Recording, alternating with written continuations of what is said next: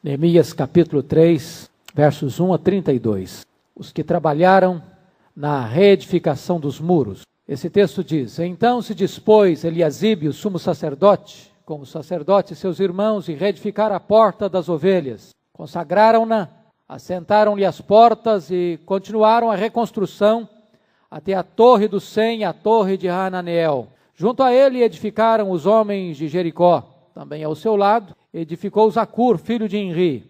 Os filhos de Rasenaá edificaram a porta do peixe. Colocaram-lhe as vigas e lhe assentaram as portas, com seus ferrolhos e trancas. Ao seu lado reparou Meremote, filho de Urias, filho de Cós. Junto deste reparou Mesulão, filho de Berequias, filho de Mesazebeel, a cujo lado reparou Zadok, filho de Baaná. Ao lado destes repararam os tecoitas. Os seus nobres, porém, não se sujeitaram ao serviço do seu senhor. Joiada, filho de Paseia, e Mesulão, filho de Bezodias, repararam a porta velha, colocaram-lhe as vigas e lhe assentaram as portas com seus ferrolhos e trancas. Junto deles trabalharam Melatias, Gibionita e Jadom, Meronotita, homens de Gibeon e de Mispa, que pertenciam ao domínio do governador de além do Eufrates. Ao seu lado reparou Ziel, filho de Haraías, um dos ourives. Junto dele, Hananias, um dos perfumistas, e restauraram Jerusalém até o muro largo. Junto a estes trabalhou Refaías, filho de Ur, maioral da metade de Jerusalém. Ao seu lado reparou Gedaías, filho de Haramafe, defronte da sua casa. E ao seu lado reparou Ratus, filho de Razabneias. A outra parte reparou Malquias, filho de Harim, e Hassub, filho de Paate, Moabe, como também a torre dos fornos. Ao lado dele reparou Salum, filho de Ralões, maioral da outra meia parte de Jerusalém, ele e suas filhas. A porta do vale reparou a Hanum, e os moradores de Zanoa edificaram-na, e lhe assentaram as portas com seus ferrolhos e trancas, e ainda 1000 côvados de muralha até a porta do monturo. A porta do monturo reparou a Malquias, filho de Recabe, maioral do distrito de Bet-Haquerem. Ele edificou, ele assentou as portas com seus ferrolhos e trancas. A porta da fonte reparou a Salum, filho de Col, José, maioral do distrito de Mispa.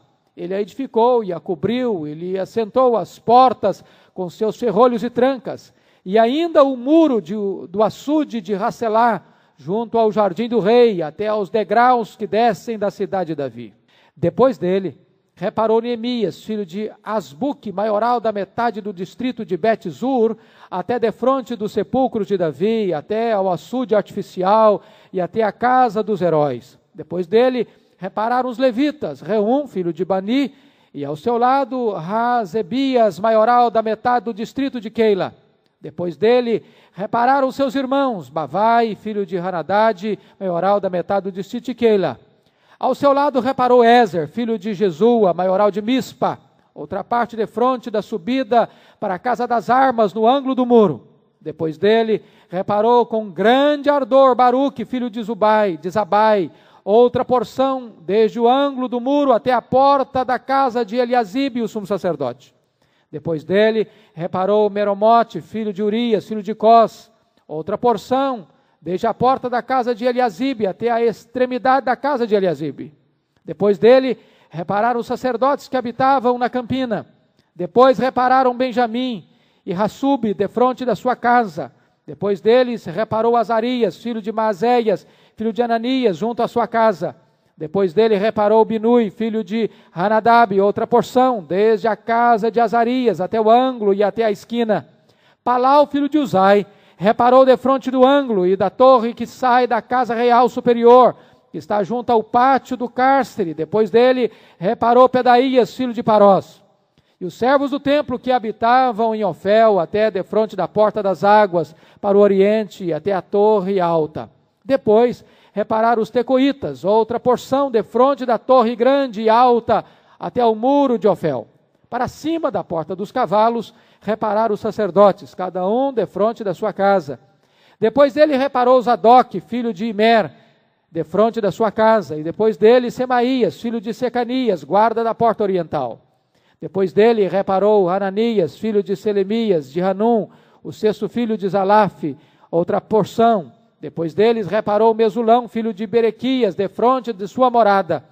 Depois dele reparou Malquias, filho de um ourives, até a casa dos servos do templo e dos mercadores, defronte da porta da guarda, até o eirado da esquina.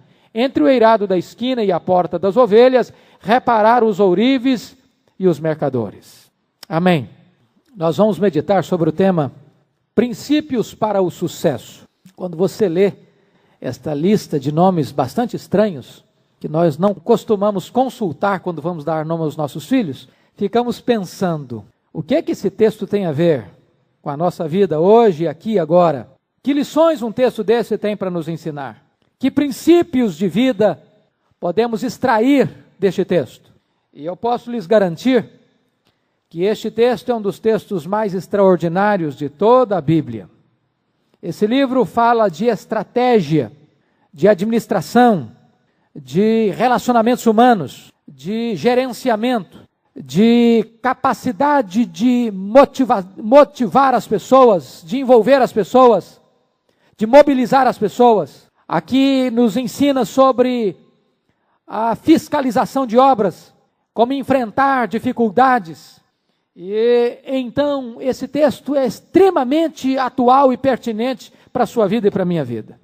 Neemias está aqui delegando tarefas para um grupo de nada menos de 38 grupos diferentes, que durante um período de 52 dias vão levantar os muros quebrados, reparar as portas queimadas e tirar Jerusalém do opróbrio. Você vai notar que são 10 portas que precisam ser reparadas, o muro tem que ser reconstruído e há muita coisa para ser feita. Alguns princípios interessantes com a sua Bíblia aberta. Você vai notar que dos versos 1 a 15, há uma expressão que se repete continuamente, é a expressão junto a ele. Você vai notar ao lado dele, ao lado dele, ao lado dele, ao seu lado, ao seu lado, ao lado dele. E esse refrão vai se repetindo até o versículo 15. Até o versículo 15. Depois do versículo 15, a partir do verso 16, você vai encontrar um outro tipo de refrão. Depois dele, depois dele, depois dele, ao seu lado, depois dele, e por aí vai. E depois você vai encontrar um outro refrão, que é defronte da sua casa. Cada um defronte da sua casa, defronte da sua casa. E você vai perceber que estas expressões não estão aqui por acaso, não é apenas um refrão que você repete sem significado. Por trás desses refrões existem princípios, existe sabedoria de Deus, existem lições profundamente oportunas para a nossa vida. Se você perceber, Neemias está nomeando tarefas, trabalhadores, e ele vai estabelecer esse trabalho em unidades familiares, segundo suas cidades, segundo as suas perícias, ourives, perfumistas, segundo as suas profissões, mercadores, segundo as suas vocações, sacerdotes, levitas, servos do templo, maiorais dos distritos. Você vai ver gente trabalhando que morava em Jerusalém, você vai ver gente trabalhando que não morava em Jerusalém, você vai ver gente pobre, você vai ver gente rica, você vai ver sacerdotes, você vai ver leigos, você vai ver homens casados, você vai ver homens solteiros, você vai ver homens, você vai ver mulheres. Você vai notar que o povo todo está trabalhando por um projeto. Eu diria para você que Neemias é o pai da ideia chamada mutirão. Todos nós já ouvimos falar em mutirão. Neemias é o pai dessa ideia. Neemias está fazendo um grande mutirão. Você já ouviu falar nisso? Quando a igreja se mobiliza para construir um templo, para levantar um templo, para levantar uma sala, para botar uma laje num templo, quando todo mundo junta, todo mundo une, todo mundo dá as forças, vão fazer, é todo mundo, é trabalho para todos, há trabalho para todas as pessoas, pobres e ricos, grandes e pequenos, homens e mulheres. É isso que Neemias está fazendo. E eu queria então que nós pudéssemos olhar para esse texto e ver aqui alguns princípios para o sucesso. Primeiro princípio do sucesso é a coordenação. Coordenação. Primeiro ponto: inconforme-se com o caos antes de trazer à tona o cosmos. Você sabe que caos e cosmos estão em lados opostos. Alguém já disse que quando nós acordamos, nós somos o caos. Aí vamos para diante do espelho, lavamos o rosto, tentando transformar o caos em cosmos. Jerusalém era um caos. Jerusalém estava debaixo de opróbrio. Jerusalém estava cheia de escombros. Jerusalém estava com seus muros quebrados, suas portas queimadas a fogo. Não havia segurança, não havia justiça, não havia estabilidade. Muita gente já tinha visto aquela situação. Muita gente havia chorado sobre aquela situação. Mas precisou de um visionário. Precisou de um idealista. Precisou de um líder que pudesse olhar para a mesma cena e tomar uma atitude. E reagir. E dizer o seguinte: nós não podemos continuar nessa situação. É preciso mudar essa cena. É preciso tirar a nossa cidade do opróbrio. É preciso transformar o caos em cosmos. A desordem em ordem. O opróbrio em motivo de louvor. Warren Wiersbe disse que você tem na igreja 3 tipos de gente: os construtores, os destruidores e os obstruidores. Tem gente que destrói o que está feito. Tem gente que constrói o que está quebrado. E tem gente que atrapalha quem quer construir. Ele pergunta: em que grupo você está desses 3? Você provoca o caos? Você se conforma com o caos? Ou você transforma o caos em cosmos? Segunda coisa que eu chamo a sua atenção, esta questão da coordenação. Coloque a pessoa certa no lugar certo. Você quer sucesso em seu empreendimento, em sua tarefa, em sua atividade, em seu negócio, em qualquer área da vida, seja no comércio, na indústria, seja na família, seja na igreja. A pessoa certa no lugar certo. Esse é o princípio que Neemias adota, e ele usa essa expressão: junto a ele, ao seu lado. O segredo do sucesso é a nomeação, de colocar a pessoa certa no lugar certo. É por isso que todas as vezes que nós passamos por um processo político, nós nos enchemos de esperança, porque há possibilidade de se nomear pessoas certas para os lugares certos. Mas quando você nomeia uma pessoa errada, então tudo vai por terra. A coisa não acontece. A nomeação foi equivocada. Neemias tem o cuidado de nomear as pessoas certas para as tarefas certas. E daí você pode perceber que ele sabia onde cada pessoa devia estar, onde cada pessoa devia estar e o que cada pessoa devia fazer.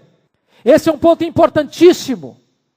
Ele sabe onde cada um deve estar, o que cada um deve fazer, quando deve fazer, de que forma deve fazer.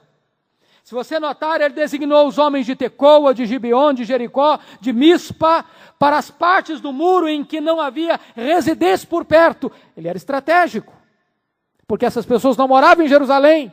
Não tinha nenhum sentido Neemias nomear uma pessoa de fora para reconstruir um muro que estava do lado da casa de uma pessoa.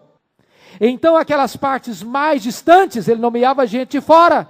Era estratégico fazê-lo. Alguns tinham a responsabilidade de reconstruir os muros desde o alicerce, outros tinham a responsabilidade de fazer reparos. Cada um sabia o que devia fazer, como devia fazer, onde devia fazer. Isso partiu da liderança de Neemias. A pessoa certa, no lugar certo. Esse é o segredo do sucesso.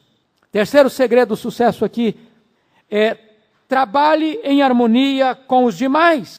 A expressão junto a ele, ao seu lado, junto dele, depois dele, mostra uma coisa: todos estavam trabalhando.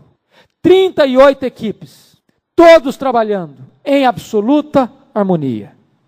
Ninguém dizia o seguinte: olha, eu queria fazer o que você está fazendo, me colocar no lugar errado, eu queria ocupar a sua função, eu queria estar construindo a porta e não levantando muros.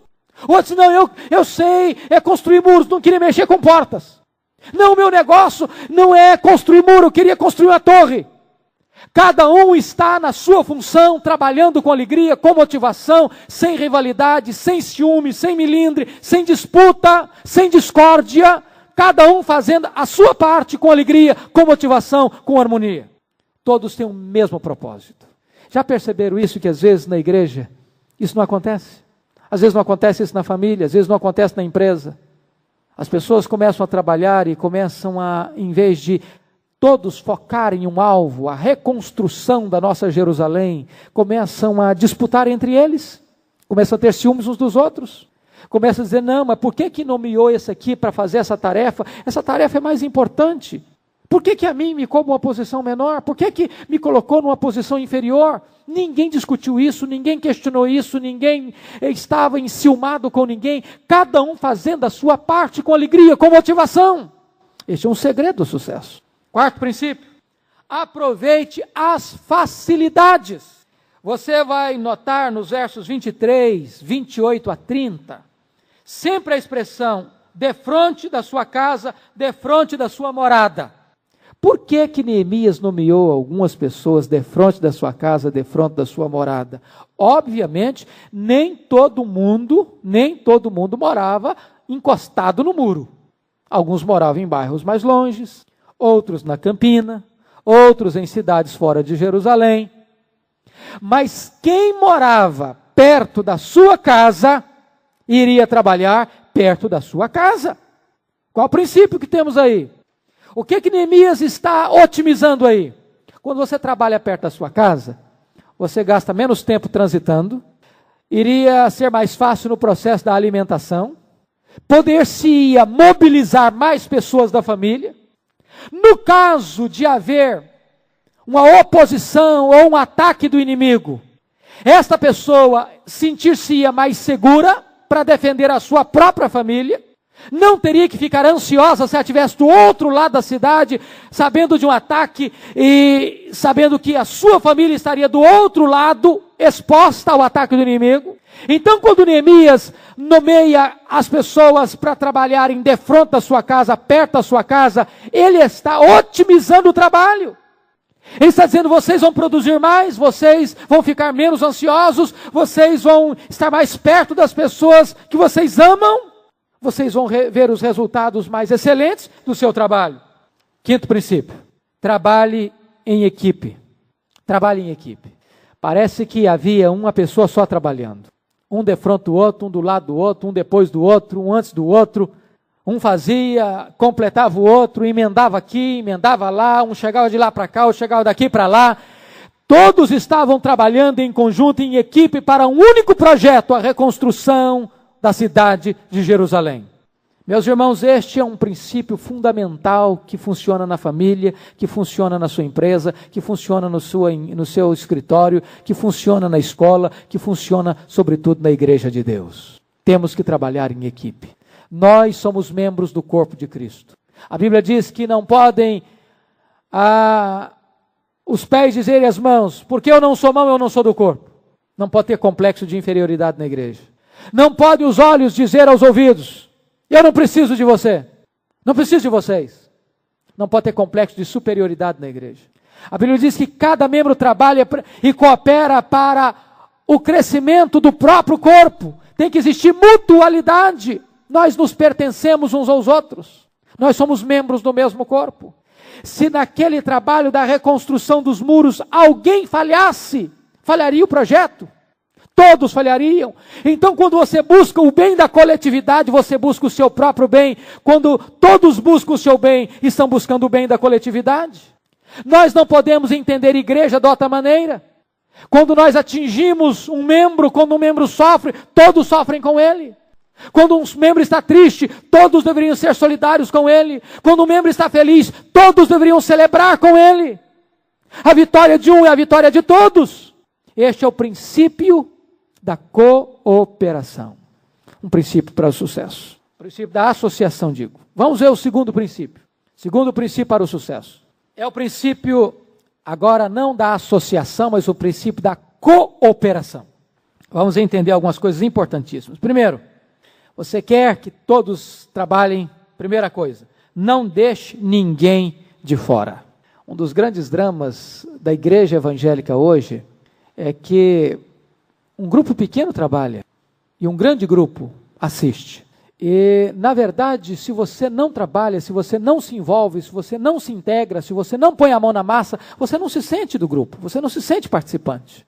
Você não sente que aquilo é seu, que aquele projeto é seu, que aquela igreja é sua. Se você notar, Neemias não deixa ninguém de fora.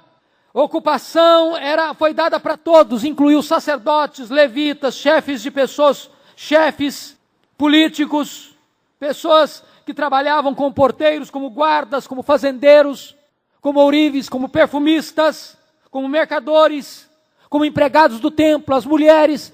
Ou seja, ninguém escapou. Todos tiveram algo para fazer.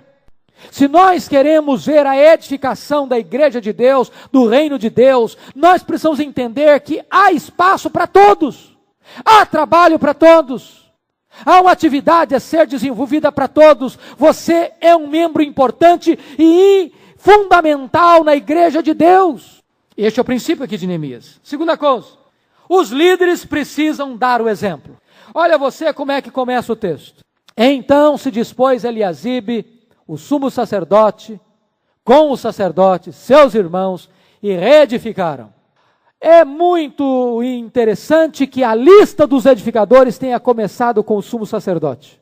Ele podia dizer, eu sou sumo sacerdote, eu não tenho que botar a mão em pedra, eu não tenho que botar a mão num trabalho tão rústico e tão difícil como este, eu não posso sujar as minhas vestes sacerdotais, mas ele entende que há um projeto a ser feito e o líder tem que estar na frente.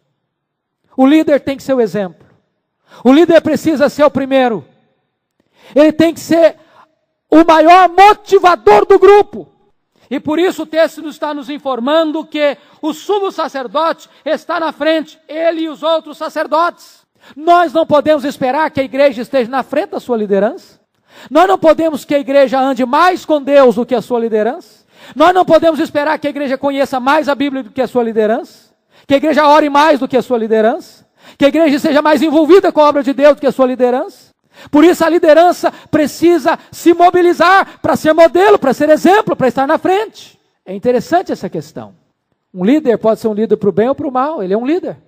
Quando Pedro negou o Senhor Jesus Cristo, e Jesus disse que ele devia ir para Galiléia, porque lá o encontraria, Pedro chegou e Jesus não estava lá.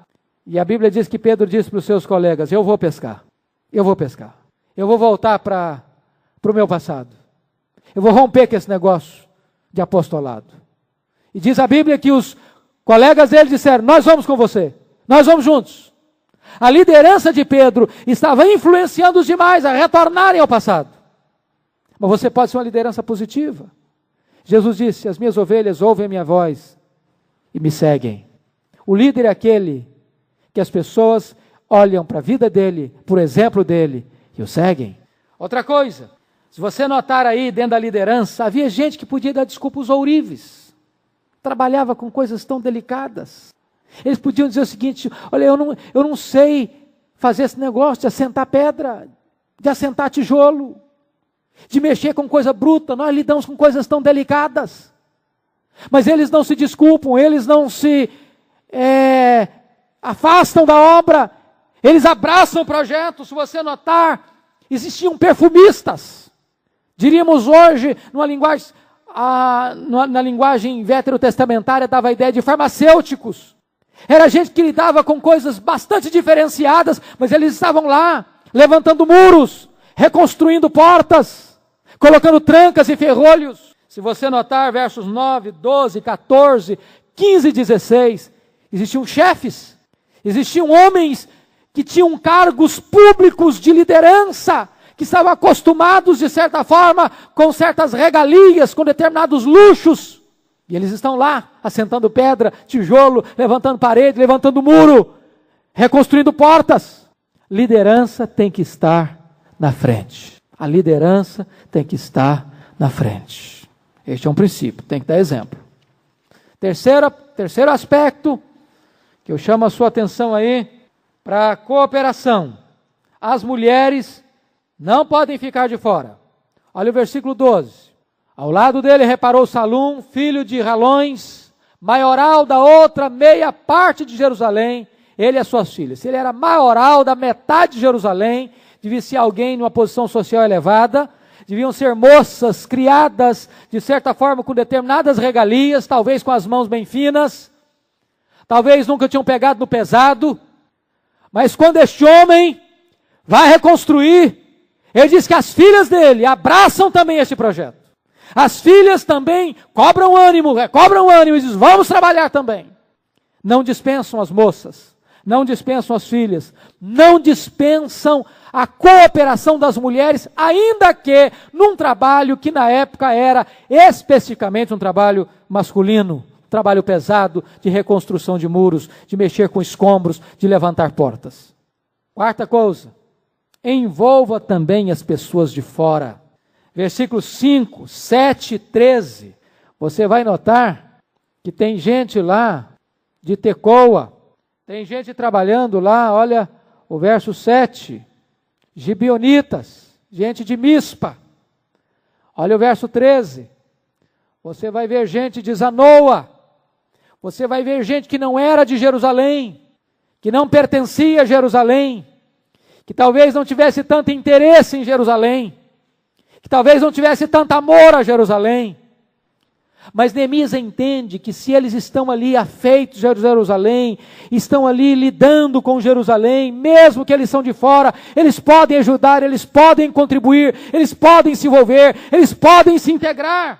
O que Neemias está fazendo é captando recursos humanos onde ele pode encontrar recursos humanos. Mas finalmente, esse segundo ponto, não espere por unanimidade. Preste atenção nisso. Talvez nós nunca tenhamos encontrado um exemplo de liderança tão forte na Bíblia como Neemias. Neemias é um exemplo de liderança. Exemplo de administrador público. Foi governador de Jerusalém por 12 anos. Mas ele não teve unanimidade. Nós não teremos unanimidade. No meio de uma coletividade sempre vai existir uma voz que vai destoar, que vai discordar, que vai se opor, que vai resistir, que não vai caminhar junto, que não vai pôr a mão na obra, que vai ter uma voz contrária. Olha o verso 5, por favor. Ao lado destes, repararam os tecoitas, os seus nobres, porém, não se sujeitaram ao serviço do seu Senhor. O que fazer quando você encontra resistência? O que fazer quando você encontra oposição? Meu amado irmão, nenhum trabalho sério será feito sem oposição. Todo trabalho sério vai enfrentar resistência. E ao encontrarmos resistência, nós não deveríamos perder o ânimo, nem o otimismo, nem o entusiasmo, nem o alvo que é a reconstrução. Vocês vão perceber mais adiante que esta resistência, às vezes, ela pode vir de fora, como nesse caso aqui. Os nobres de Tecoa, a cidade natal do profeta Amós, que ficava a uns 15 quilômetros de Jerusalém. Mas esta resistência pode vir de dentro. Se vocês notarem, adiante no livro vai nos informar que o povo um dia, os da casa de Judá chegaram para Neemias e disseram o seguinte para ele, olha, não dá mais, não tem jeito, tem escombro demais, o ânimo do povo acabou, a força do povo acabou, vamos parar onde estamos, não tem mais gás, não tem mais pique, não tem mais jeito, não dá mais para levar. Às vezes é o desânimo, às vezes é a quantidade de escombro que tem para remover, que diz, meu Deus do céu, tem problema demais. Para que nós vamos revirar essas pedras? Mas meu amado irmão, se nós temos um alvo, nós não podemos desistir. A obra tem que ir adiante. Com oposição, com desânimo de alguns, com ataque de outros, a obra vai adiante porque ela é de Deus. Ela é de Deus. Quero examinar com você um terceiro princípio para o sucesso. Terceiro princípio do sucesso é aprovação. Vejam vocês que Neemias é para nós um manual de relações públicas, de administração. E veja você aqui, primeiro princípio, trate as pessoas pelo nome. Você não ficou cansado dessa lista, não? Sobretudo nomes tão estranhos. Esse nome é estranho, mas quando alguém escuta o seu nome, fica feliz, não é verdade? Nós gostamos de ouvir o nosso nome. Nós gostamos de ser chamados pelo nome. Nós não somos um número. Nós não somos apenas uma estatística. Nós somos gente. E Neemias tem essa capacidade de chamar as pessoas pelo nome. saber quem é quem, de valorizar as pessoas, de perceber que as pessoas têm valor. Conforme cantamos hoje, você tem valor, você é importante, você é especial para Deus, você é importante para a obra de Deus. O seu nome precisa figurar nessa lista. Não importa se o que você vai fazer não é algo de tanta projeção, não importa se outro faz algo visivelmente maior do que aquilo que você está fazendo, mas o seu nome está lá, você está participando, você é importante. É por isso que o corpo tem vários membros, mas todos os membros são importantes e trabalham em conjunto para a edificação do corpo, coletivamente. Queridos irmãos, se nós queremos crescimento, progresso, se nós queremos motivação das pessoas, nós precisamos lidar com elas como pessoas. Precisamos aprender o nome das pessoas. Precisamos tratar as pessoas pelo nome. Precisamos desenvolver essa capacidade relacional. Segunda coisa, procure sempre motivar os seus trabalhadores. Meus irmãos, as empresas estão fazendo isso para ganhar dinheiro. Para ganhar dinheiro. As empresas já descobriram isso. Que você precisa trabalhar com gente motivada. Um funcionário desmotivado, ele não produz.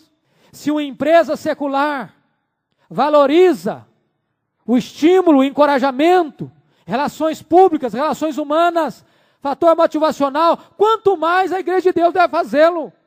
Sobretudo, irmãos, porque o trabalho na obra de Deus, como a reconstrução dos muros de Jerusalém, é um trabalho de voluntariado. Ninguém está ganhando nada para construir os muros de Jerusalém. É uma obra de voluntariado. E às vezes na igreja a gente tem a seguinte postura. Quando a pessoa acerta, é dever dele acertar. Quando ele erra, pau na muleira dele. Nós precisaríamos aprender, queridos irmãos, a elogiar as pessoas. Precisamos encorajar as pessoas. Precisamos dizer para ela, bem está, servo bom e fiel. Foste fiel no pouco. Sobre o muito te colocarei. É Jesus que ensina esse princípio para a gente. A gente tem que aprender a valorizar as pessoas, a ver a importância delas, a contribuição que elas têm, que elas fazem no reino de Deus. Porque quando você elogia, quando você motiva, quando você valoriza a pessoa, ela tem mais alegria, mais motivação, mais entusiasmo para trabalhar. E Neemias, como é que ele valoriza? Ele defende as pessoas, ele está perto das pessoas, ele está do lado das pessoas, surge um problema, ele está lá do lado, está perto. Chegou um momento lá no capítulo 4, ele diz para os nobres, olha, nós estamos muito separados no muro, porque muitas vezes o muro era extenso, e tinha gente que estava longe uma das outras, vezes, ao tocar a trombeta, vamos reunir, vamos estar perto, vamos estar juntos. Eles sabiam que Neemias se importava com eles, eles sabiam que eles eram importantes para Neemias. Sabe, queridos irmãos, esta é uma questão tão importante na casa de Deus. Eu não sei se você tem esse hábito. Alguém diz, não, mas não deve elogiar as pessoas, não. Irmãos, nós não devemos usar bajulação. Bajulação é uma coisa nociva e má. Mas o elogio bom, verdadeiro, sincero, honesto, encorajador, é bíblico, é bom. Alguém já disse que você ajunta mais mosca com a gota de mel que com um barril de fel. Às vezes você ajuda uma pessoa mais com um elogio sincero que com 1000 críticas. Terceiro aspecto, leve as pessoas a transcenderem. Olha os versos 5 e 27, por favor. Ao lado desses repararam os tecoitas. Os seus nobres, porém, não se sujeitaram ao serviço do seu senhor. Veja o verso 27. Depois, repararam os tecoitas outra porção, defronte da torre grande e alta, e até ao muro de Ofel. Ora, os tecoitas não eram de Jerusalém, enfrentaram a resistência e a oposição dos seus nobres, eles fizeram a tarefa deles, concluíram aquilo que eles tinham sido estabelecidos para fazer, e ainda mais o verso 27 nos informa que eles ainda fizeram mais coisas, fizeram a outra porção, transcenderam, foram além, ultrapassaram as expectativas. Queridos irmãos, na obra de Deus, isso pode acontecer. Você não precisa ficar apenas naquele limite do cotidiano. Sempre a mesma coisa. Você pode ir além, você pode ultrapassar essa fronteira, você pode transcender, você pode fazer mais. Quarto lugar e último lugar aqui neste ponto. Saiba apreciar as grandes e as pequenas coisas. Temos que ter muito cuidado também neste projeto de encorajamento e de elogio e de estímulo. Para a gente não ressaltar os grandes projetos e esquecer das pessoas que trabalharam com o mesmo denodo, com o mesmo amor, com o mesmo zelo, que fizeram coisas menores, mas não sem menor esforço. Preste atenção nos versos 13 e 14. Preste atenção aí. A porta do vale reparou a Hanum, e os moradores de Zanoa edificaram-na e lhe assentaram as portas com seus ferrolhos e trancas, e ainda 1000 côvados de muralha, ou seja, 500 metros de muralha até a porta do monturo.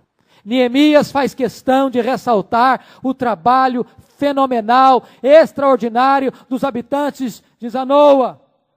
Gente que constrói que levanta uma porta do vale e que vai adiante e constrói 500 metros de muralha. Mas veja quem está do lado, versículo 14. A porta do monturo reparou-a Malquias, filho de Recabe. Só levantou uma porta. Do lado dele, alguém construiu uma porta e 500 metros de muro. Do lado desse, de um tão grande projeto, alguém levanta uma porta só. E Neemias é capaz de apreciar o trabalho de um e apreciar o trabalho do outro. Nós deveríamos ter essa capacidade de apreciar quem faz um mega projeto, quem varre o pátio da igreja. Nós deveríamos aprender a apreciar quem faz o cafezinho, quem constrói um templo, quem faz um trabalho missionário, quem faz uma cruzada evangelística. Nós deveríamos aprender a apreciar cada um na sua capacidade, com o seu dom, com o seu talento, quando ele faz com sinceridade, com amor, com zelo, para a glória de Deus. Mas, queridos irmãos, vamos ver o último princípio para o sucesso. Quarto princípio do sucesso, a obra de Deus, é a comunicação. Comunicação. É a primeira coisa que você aprende aqui. Se você quer ter êxito, seja na família, seja no seu negócio, seja na sua empresa, seja no seu escritório, seja na igreja, dê instruções claras, em primeiro lugar. Neemias motivou as pessoas para trabalhar no lugar certo, na hora certa, as pessoas certas, para fazer as coisas certas, da forma certa. E ele coloca cada pessoa, cada família, cada grupo no lugar devido. Cada um sabia o que fazer, onde fazer, como fazer, por que fazer.